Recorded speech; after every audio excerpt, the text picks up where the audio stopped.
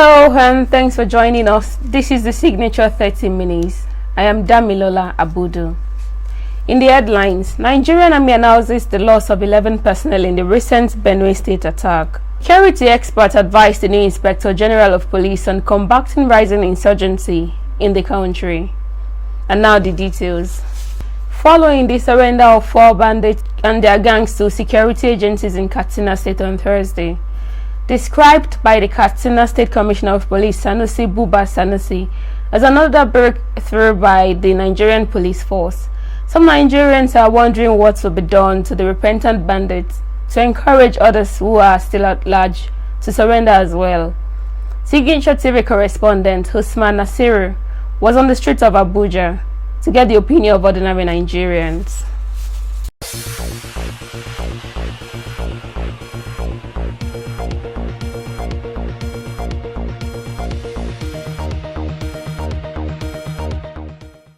Yes, government should encourage them because it's a double-faced coin.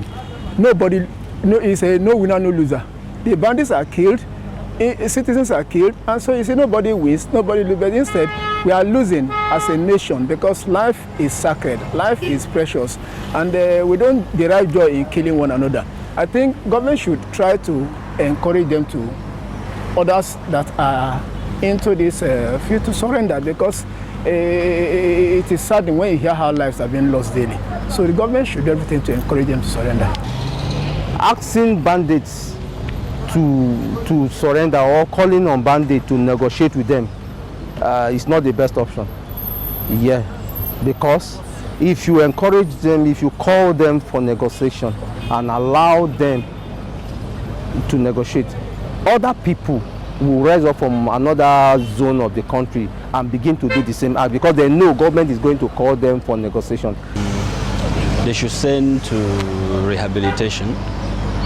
The government should try and rehabilitate them and teach them manners so that when they come back to the community, they can be beneficial. The bandits who have surrendered, well, government can revitalize them, bring them to limelight, give them training, better training than what they had before, change their orientation, educate them. You don't encourage evil, so you don't encourage evil. So I think the best thing is let them face the music. Security experts say the insecurity in the country calls for a comprehensive overhaul of the Nigerian police force. The experts and activists spoke to Signature TV in Abuja as they set the agenda for the new police boss. Signature TV correspondent Marvelous Obomanu tells us more.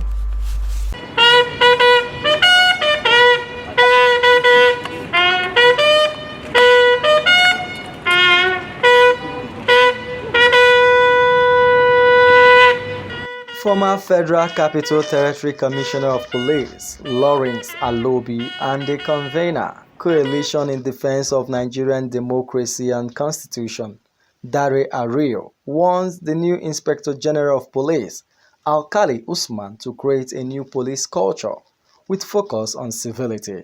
Alobi says what the new police boss must do is to increase the operational capacity of the force through targeted training, to increase competence and better service delivery. Alobi also called for a total reorganization of the Nigerian police. He, however, admitted that for the new police boss to acknowledge that the nation is facing uncomfortable security challenge was an indication that he knows that only an improved police force under his watch will determine his place in the history of the Nigerian police. Operation is key. Operation is that is the driving speed that drives policing and law enforcement. So the IG should know that he knows what to do. He was in operation, he was in federal operations, and he will know what he will be able to ensure that the operation department is really strengthened to make it be effective in crime prevention, crisis management. It's a notorious fact that the morale of the police officer in the police force is down the ebb, is very low. And when the morale is low, demotivated, it also negatively impacts on their performance. And you know that welfare of the men is key and central.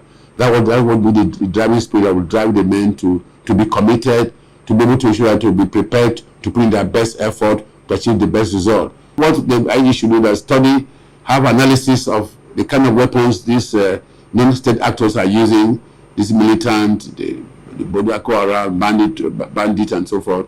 Well, then analyze this kind of weapon they use. Dare Ario, convener Coalition in Defense of Nigerian Democracy and Constitution, reminded the new police boss that the 21st century security is driven by technology. He therefore advised the Inspector General of Police to deploy artificial intelligence across police formations to protect police facilities and personnel.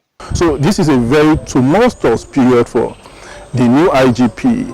However, if he's able, to put the right thing in place, to train the right set of police officers who are patriotic enough, who have the manpower to be able to deal with internal security crises, I believe that we'll be able to make his own mark.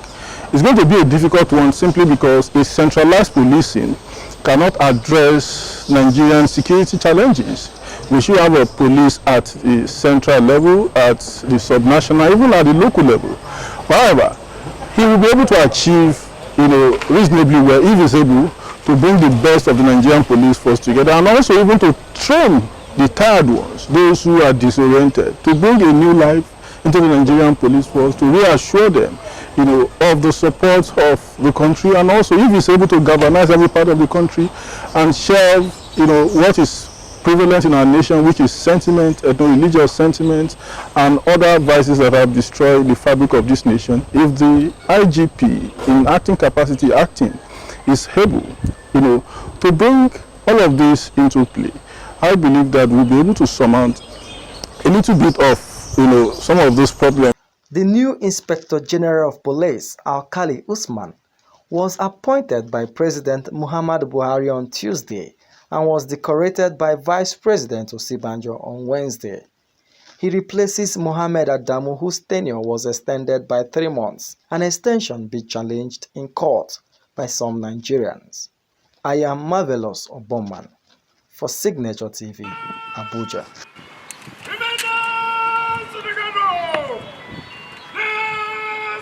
The Minister of Labour and Employment, Dr. Chris Ngige, met with striking doctors on Friday. The meeting, which kicked off by 4:30 p.m., was attended by ministers of other relevant government agencies. The minister in his address said that doctors are very important in the society and lamented that many people have lost their lives since the inception of the strike. He also noted that the meeting will focus on the memorandum of action signed during the previous meeting. According to him, it is expected that every agency that is involved in one way or the other in the implementation of the memorandum and has failed to do so will be given a marching order. He also pleaded with the striking doctors to return to their duties so as to preserve the lives of Nigerians who have been suffering from the challenges posed by the COVID-19 pandemic. The Nigerian Army has announced the loss of 11 personnel, comprising 1 officer and 10 soldiers, among troops operating in Benue State. According to Army spokesperson, Brigadier General Mohammed Yerima, the men came under attack while a routine operational task. He said the troops were initially declared missing, which prompted the deployment of a joint search and rescue team, comprising Nigerian Army troops and personnel of Operation Wild Stroke. And unfortunately, they found all the missing troops dead in Konshisha local government area of Benue State. He said while the bodies of the slain troops were evacuated immediately, efforts are going to track down the perpetrators of the heinous crime, with a vow to bringing them to justice. Okay. It was a celebration in Itakedeide community in Kogi State when the Commissioner for Information and Communication, Mr. Kingsley Fanwu, built and donated a health center to the community. The community, which is about 20 kilometers from the local government headquarters, has been without any functional health facility until Fanwu, a native of the area, decided to build one in honor of his late mother's foundation, Titilayo Fanwu Foundation. Explaining his decision to build a primary health care center, Fanwu, who had earlier graded the community road, said he was moved by the health challenges in the community. Hence, his decision to embark on the project. He said the objective was to alleviate the pain of members of the community who often had to endure long journeys to access medical treatment. Jamiu Asiku, who represented the governor at the commissioning, praised the commissioner for the initiative, which has positively impacted the community. He said Fanwo has reawakened the spirit of community development and urged other political office holders to emulate the gesture. You're watching Signature 30 Minutes. We will be back after a short break. This is signaturetv.org. Breaking the news. Following the news. Analyzing the news. 247 round the clock. All on the go. signaturetv.org. News in your pocket. Welcome back. On Friday, 3 blocks of classrooms at the Elie Primary School, Gwarimpa, were inaugurated by the Abuja Municipal Area Council Chairman, Abdullahi Candido. Speaking at the inauguration of the classroom blocks, the chairman said the classrooms would complement the efforts of the FCTA towards enhancing access to quality education in the area council, and therefore requested that the benefiting communities make good use of the projects. The chairman also inaugurated the upgraded Sakari Palace in Kari Ward of the area council, stating that it is meant to add value to royalty and tradition and to provide comfort to the traditional rulers in the council. In his response, the Sakari Karu, Emmanuel Yepui, who was represented by the district head of Karu at Snadu Shanyibawa, appreciated the chairman for the project and assured the chairman that traditional rulers will protect the projects. A 2-day seminar organized by the Nigerian Customs Services for journalists kicked off in Lagos on Wednesday. The seminar, which took place at the Nigerian Customs Training College, had 29 journalists from the Lagos State Council of the Nigerian Union of Journalists, NUJ Ikeja, in attendance. The first day of the seminar exposed public relations of the service and journalists in Lagos to fair and balanced reportage, while the second day of the workshop further provided participants with the opportunity to be better informed from lectures delivered by resource persons at the exercise. Lagos Council Chairman Mr. Adeleye Ajayi expressed satisfaction with the conduct and commitment of journalists to the seminar and thanked the service for training journalists of Lagos State Council, stating that journalists in the state would report the operation of the NCS professionally.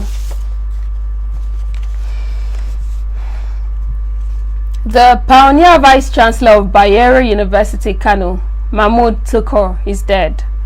Mahmoud Tukur, who was a former Minister of Commerce and Industry, died on Friday in Abuja. A relative confirmed the story to newsmen. Tukur, who served as a minister during the military regime of Muhammadu Buhari, is believed to be a close friend of the president. Before his death, Tukur was a businessman who also served as a vice chancellor at Bayero University. In business, in its effort to curb foreign exchange infractions, the Central Bank of Nigeria is set to freeze an additional 193 bank accounts, 24 hours after freezing 11 accounts on Wednesday. This is sequel to 3 court of orders it obtained on Thursday from the Federal High Court, Abuja, which enables the CBN to freeze the affected account for 45 days to enable it to carry out investigations on them for suspected fraudulent activities. The order, according to Justice A.R. Mohammed, was renewable upon expiration. The CBN could give reasonable causes for its renewal and is in the interim and shall last for only 45 days pending the conclusion of an investigation by CBN. The suit was adjourned till May 17, 2021 for mention. On the foreign scene, South Korea unveils. Seoul has unveiled its first indigenously developed prototype fighter jet. designed to be cheaper and less stealthy than the US-built F-35, but created around South Koreans' need, as the country seeks more military independence. At an elaborate ceremony on Friday, the KF-X prototype fighter jet officially christened KF-21 Borami. Speaking at the rollout ceremony, President Moon Jae-in said a new era of independent defense has begun. The jet, developed by Korean airspace industry as part of an $7.9 billion project, the country's most expensive military project to date, is scheduled to fly for the first time in 2022 and should be ready for action within the decade.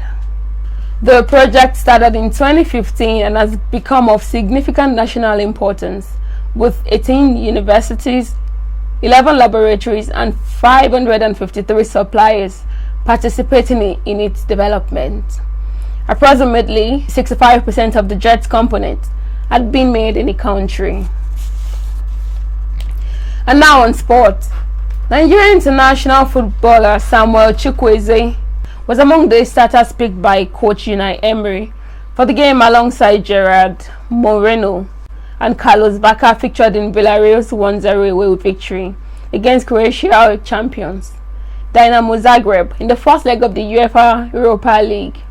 Last 8 started at the Makisime Stadium on Thursday. Villarreal was awarded a penalty after Kelvin Zagreb's Theophile Catering ended the ball in the penalty area, and Spanish forward Gerard Moreno stepped up and calmly slotted the ball into the net in the 44th minute. Samuel Chukwueze, who also doubled the side's advantage in the second half as he directed a shot on target, but was saved by Dinamo Zagreb goalkeeper Dominik Livakovic, was lively all night but was later substituted with Moy Gomez in the 69th minute. The victory gives the Spanish La Liga side an advantage ahead of the return leg in Spain next week. Before we end the news, a recap of our major stories. Nigerian Army mourns the loss of its personnel in the Benue attack. Experts have advised the new Inspector General of Police to strengthen the police. Please do well to stay safe, maintain physical and social distance, and wear your nose mask while going about your daily activities. That's the signature 30 minutes. On behalf of my producer Anita Eze, I am Damilola Abudu. Thanks for watching.